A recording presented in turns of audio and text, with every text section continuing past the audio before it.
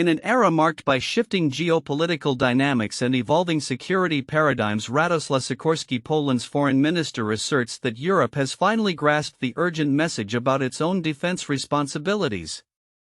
Reflecting on a recent rewatch of the 1996 film Independence Day, Sikorski draws parallels between Hollywood's portrayal of global unity against a common threat and today's reality, where Europe is beginning to realize that its security cannot solely rely on the United States. The backdrop of Sikorski's commentary is the ongoing crisis stemming from Russia's invasion of Ukraine, which has prompted European nations to reconsider their defense strategies. Since the war began in February 2022, the European Union and its member states have committed over $140 billion in various forms of assistance to Ukraine, emphasizing a newfound commitment to collective security. As Sikorski notes, this response is not just about financial aid, it represents a fundamental shift in how Europe perceives its role on the global stage. Poland, currently holding the presidency of the Council of the European Union, is at the forefront of this transformation. Sikorski highlights that his government prioritizes security and resilience, aiming to enhance cooperation between European nations and their transatlantic partners. Notably, NATO allies responding to increasing pressure have ramped up their military spending, with 23 out of 32 members now meeting the 2% of GDP defense spending target, a significant increase from just 5 countries at the beginning of Donald Trump's first term. Trump's recent comments advocating for NATO members to aim for a 5% defense spending target have raised eyebrows. While ambitious, Sikorski affirms that Poland is already on track to meet this target, having allocated nearly 5% of its GDP to defense. This investment has made Poland a crucial customer for U.S. military equipment, including advanced systems like Patriot missiles and F-35 fighter jets. Sikorski argues that Europe's desire for military independence does not contradict its need for continued collaboration with the U.S. However, this newfound assertiveness in European defense comes amidst a backdrop of American foreign policy characterized by a shift toward more aggressive and unilateral measures. Trump's America First approach has led to tensions with traditional allies, as demonstrated by his willingness to impose tariffs on Canada, Mexico, and China, actions that some analysts fear could alienate partners and drive them closer to adversaries like Russia and China. Sikorski's essay serves as a reminder that while transatlantic unity is essential in facing the challenges posed by authoritarian regimes, it requires a delicate balance. As both Europe and the U.S. navigate a world fraught with threats, the importance of mutual respect and collaboration cannot be overstated. The path forward necessitates not only a commitment to defense spending but also a shared vision for global stability. As Europe steps into a more proactive role in its security, the hope is that it will do so as a partner to the United States rather than as a subordinate, thereby reinforcing the transatlantic alliance for future challenges. As Europe gears up for greater military autonomy and the United States recalibrates its foreign policy strategies, the future of international relations will hinge on how well these two regions can navigate the complexities of shared security responsibilities while maintaining their respective interests.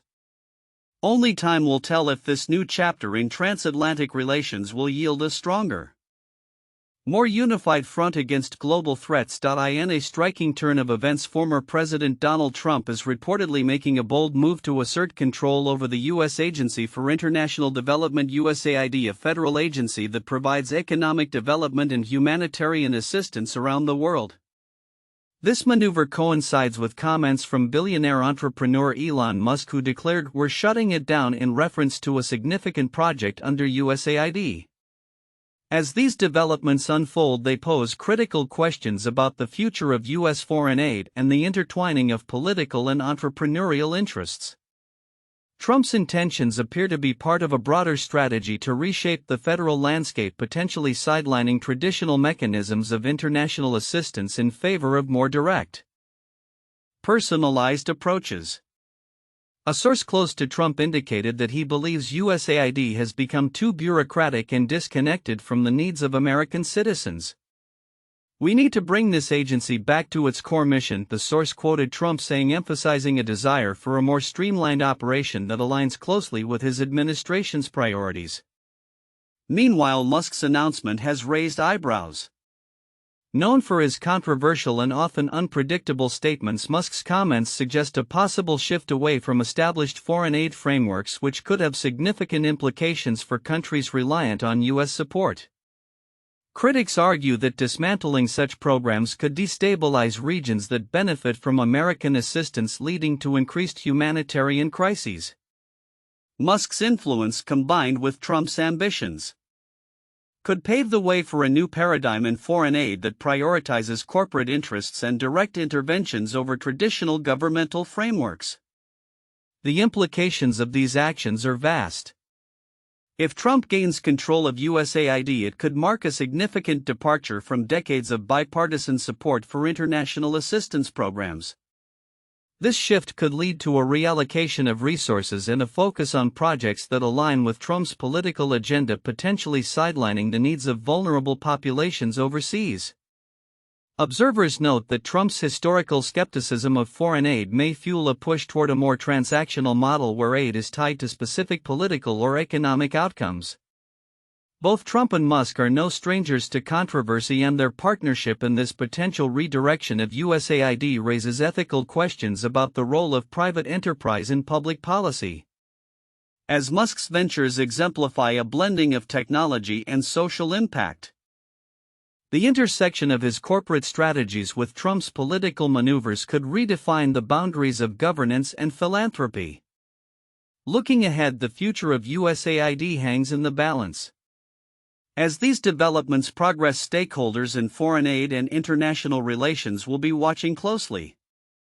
The possibility of a new era marked by privatization and personalization of aid could lead to both opportunities and challenges. For now, the world waits to see how these ambitious plans will unfold and what they will mean for the future of U.S. engagement on the global stage. In a world increasingly shaped by energy politics and trade dynamics, former President Donald Trump's recent push for more oil production in the United States faces significant resistance both domestically and from key international allies, particularly Saudi Arabia. As the geopolitical landscape continues to evolve, this initiative raises questions about energy independence, market stability, and the implications of renewed trade tensions. Trump's advocacy for increased oil production comes at a time when the global oil market is navigating through a complex web of challenges. The former president argues that ramping up U.S. oil output could bolster energy independence and mitigate reliance on foreign oil, particularly from OPEC nations. However, this perspective is not universally embraced. Inside the United States, many allies in Congress express skepticism, fearing that a sharp increase in production could destabilize prices and exacerbate current inflationary pressures. The situation is further complicated by Trump's imposition of tariffs that have roiled the stock market, leading to declines in major indices such as the Dow, Nasdaq, and S&P 500. Market analysts warn that the uncertainty surrounding these tariffs could deter investment in the energy sector, counteracting any potential benefits from increased domestic oil production. A recent report highlights that futures for these indices fell sharply following Trump's tariff announcements, indicating a broader apprehension about the economic impact of his trade strategies. Moreover, the relationship between the U.S. and Saudi Arabia, historically a cornerstone of global oil agreements, is under scrutiny. Saudi officials are reportedly wary of Trump's push for increased U.S. oil production, concerned it could lead to a decline in global oil prices and disrupt the delicate balance they have maintained in the market. This diplomatic tension underscores the complexities of energy geopolitics as both nations navigate their interests amid a shifting landscape. As Trump's tariffs provoke reactions not only from domestic markets but also from international partners, the ultimate goal of his trade policies remains ambiguous. Critics argue that the current trade war risks becoming counterproductive, potentially leading to a cycle of retaliation that could harm the U.S. economy. The sentiment among economists is that while the intention may be to protect American jobs and industries, the fallout may ripple across various sectors, including energy. Looking ahead, the future of U.S. energy policy and its relationship with global oil markets will depend heavily on how these dynamics unfold. As Trump continues to advocate for increased oil production, the response from both domestic stakeholders and international allies will be critical to shaping a viable path forward.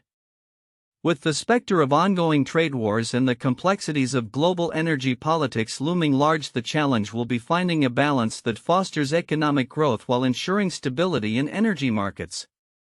The coming months will undoubtedly reveal more about the implications of these policies. As stakeholders assess the risks and opportunities in an ever-evolving geopolitical landscape. In a stark warning regarding the geopolitical landscape of Eastern Europe, Polish President Andrzej Duda voiced concerns that the conclusion of the ongoing war in Ukraine may lead to a surge in cross-border crime, particularly affecting Poland and potentially extending to Western Europe and the United States. Speaking exclusively to the Financial Times, Duda emphasized the urgent need for substantial support for Ukraine to rebuild its economy and maintain domestic security. Reflecting on historical precedents, Duda drew parallels between the current situation in Ukraine and the chaos that followed the Soviet Union's collapse in the early 1990s.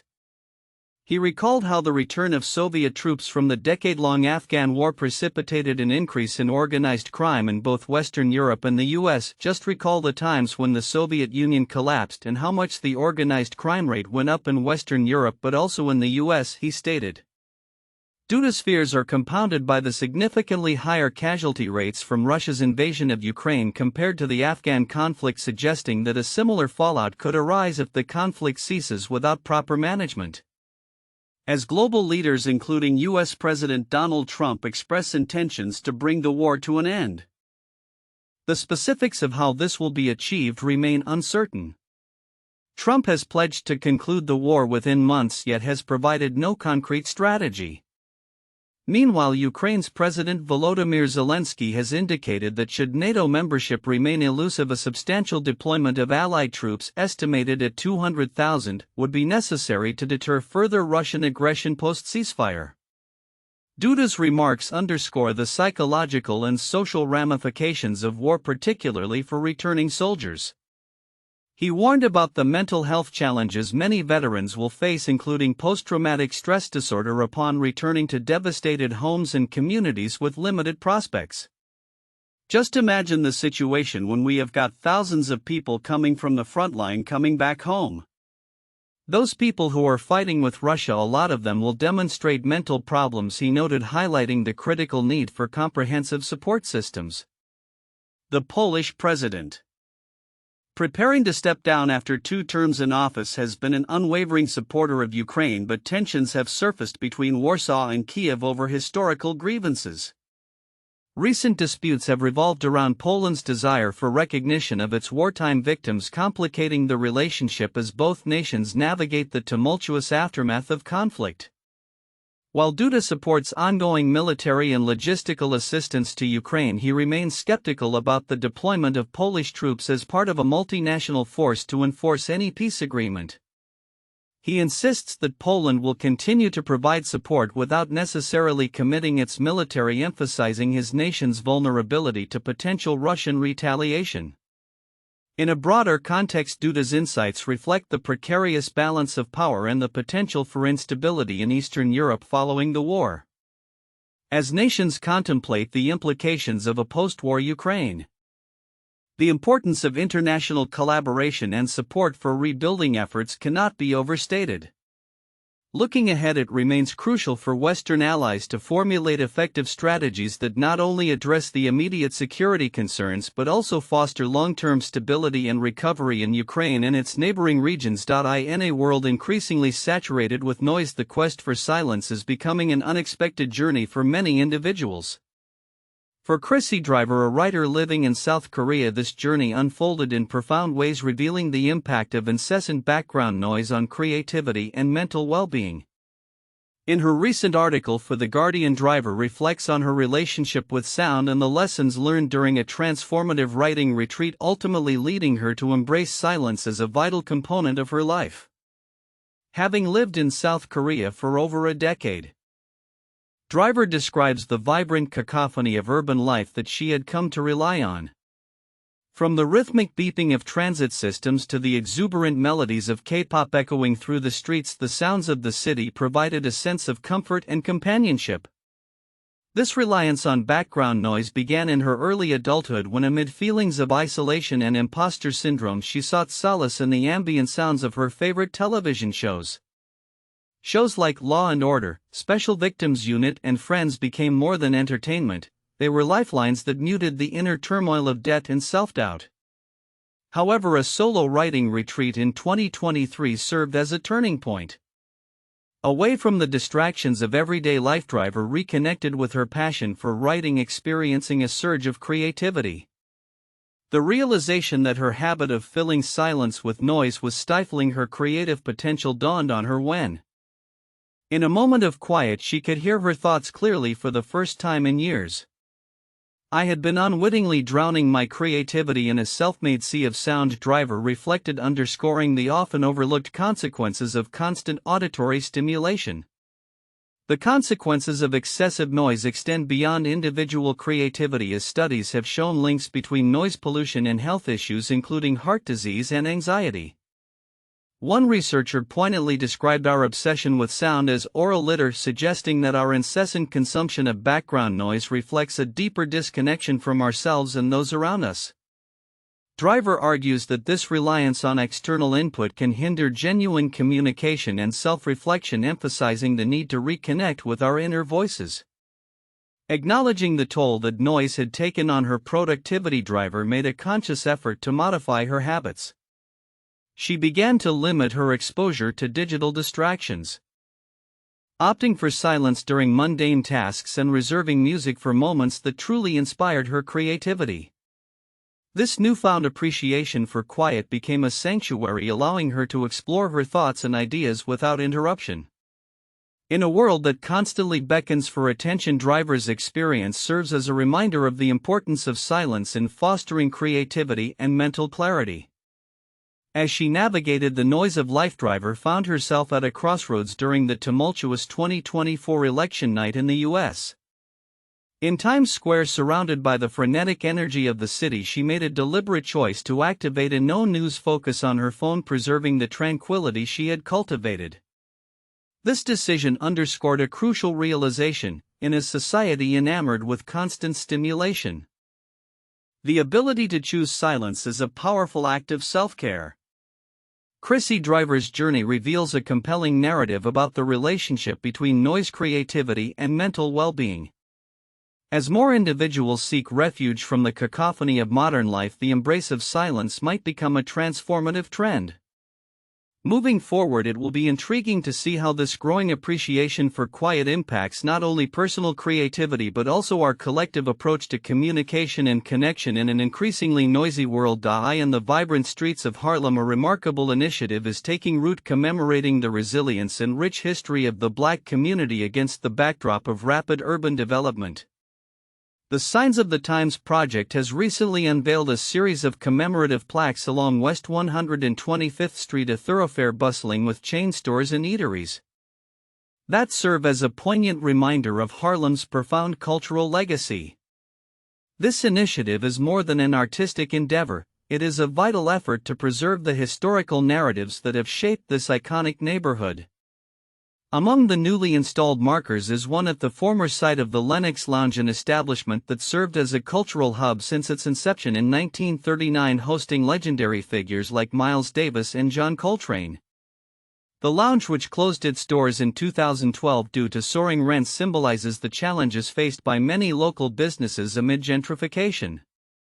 Another plaque honors Nelson Mandela's historic visit in 1990, a moment that resonated deeply within the community, marking a significant chapter in both local and global history.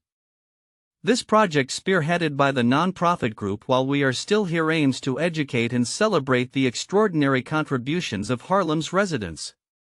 According to Karen Taylor, the organization's director, the initiative stems from a desire to ensure that the history of Harlem is readily accessible to both locals and visitors alike. It's just a wonderful feeling to know that from now going forward to the future, people will have at least some idea of Haarlem's history that's right on the street level, she remarked in an interview. The Signs of the Times project began in earnest in 2020, inspired by a call from historian William Sorrell, who emphasized the need for visible markers of Black history in Haarlem. His vision has now culminated in a series of 25 plaques, with a few remaining due to ongoing construction challenges. The project reflects a broader narrative of Haarlem's transformation, where the skyline is increasingly dominated by high-rise apartments. And longtime residents are witnessing the displacement of small businesses and the community's cultural fabric. Census data reveals a stark demographic shift. Between 2010 and 2020, Haarlem gained over 18,000 white residents while losing more than 10,000 Black residents, a trend indicative of gentrification that has become a point of contention within the community. Taylor noted the complexities of this change, pointing out that many newcomers are students or young professionals, which complicates the traditional understanding of gentrification. It seems that people equate gentrification solely with race, but that's not the entire picture, she explained. Sorrell, reflecting on his 5 decades in Haarlem, acknowledges both the positive developments such as improved grocery options and reduced crime, and the challenges posed by rising living costs. "I couldn't afford to buy my house today," he lamented, highlighting the escalating property values that have become a barrier for many longtime residents. As Haarlem continues to evolve, the markers installed through the Signs of the Times project stand not only as historical reminders but as beacons of the community's enduring spirit. Taylor encapsulated this sentiment beautifully: "We just have to move forward and persevere in what I call the tradition of Black perseverance. We just keep persevering and trying until things turn out right." Looking ahead, this project not only preserves the past but also encourages future generations to engage with and learn from Haarlem's rich history. As the neighborhood transforms, these signs will serve as crucial touchstones, fostering a deeper understanding of the cultural and historical significance of Haarlem within the broader narrative of the African diaspora. The hope is that as more signs are erected, they will inspire curiosity and appreciation for the vibrant legacies that define this iconic community.